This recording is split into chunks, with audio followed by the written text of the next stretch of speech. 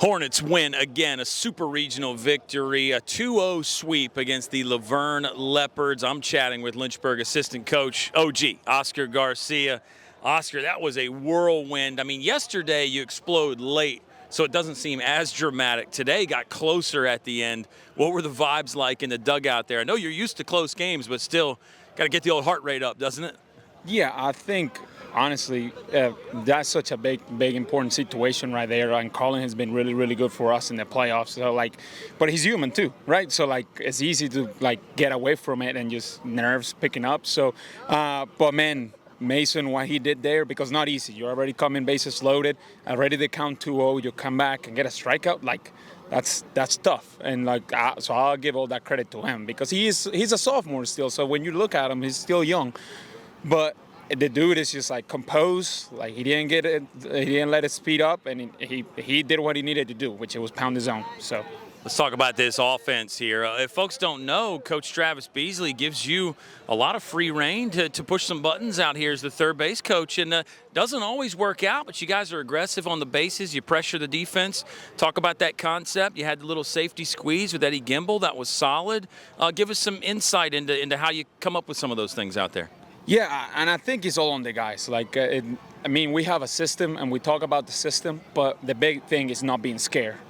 You can't be scared of making a mistake out there. Baseball is one of those sports that if you play tight, you're probably not going to be loose, and you're going to make more mistakes, or you're probably going to lose more games. So, honestly, it's crazy. I don't even know how many stolen or steals calls I've had this year, but it's not as many as what it says that stolen bases we had. So you just give the freedoms to the guys that can do it, and then when they get thrown out, just don't say anything. Just hey, man, just keep doing you. And I think, when you let the players play with that freedom, then they just play more loose, less tight happens, and things like today, things that we've been doing all season, they happen, and they happen more times than not. So. All right, final thought for you here. We're getting to go back to a Division III World Series. Incredible. All the players are talking about the vibes, the good vibes. I'm feeling that from the coaches, too. You guys probably aren't as goofy as the players, but you guys are really enjoying this ride, too, aren't you? Yeah, it's honestly, it's hard to – the easiest thing to do is take it day by day. And, when you're doing stuff the guys are doing right now, and just day by day, they just keep surprising you. How can you not be happy? How can you not have the vibes? And the guys in the dugout are great. The guys in the stands are great. Everybody's acting like they're supposed to. So it's really, really fun to be a part of it. It's almost I would love to write a book the last 2 years, but the vibes are high, as Sean Parker would say. And I told Sean that I wasn't going to give him a highlight here, but I'm giving it to you, Sean. The vibes are high. Good way to end it. Hornets get a super regional sweep over the Verne Leopards. We're chatting with O'Kelly McWilliams IV, one of the big heroes in this one. Let's revisit the situation, IV. You guys are already up in the game. It's 4-2 at that point. You're working a really good at bat, and then you just had a great swing against a tough pitcher, ends up scoring 2. Talk us through your process in that moment. It puts you up by 4 at the time. You end up winning by 2. So that base hit is the difference. I'll give you a lot of credit there. I appreciate it. It meant a lot. I was just trying to put the ball in play. It had been a tough weekend so far, and I was just trying to simplify. I understood that all my teammates had my back and were rooting for me, and I just had to be able to root for myself, stay simple, and make a play.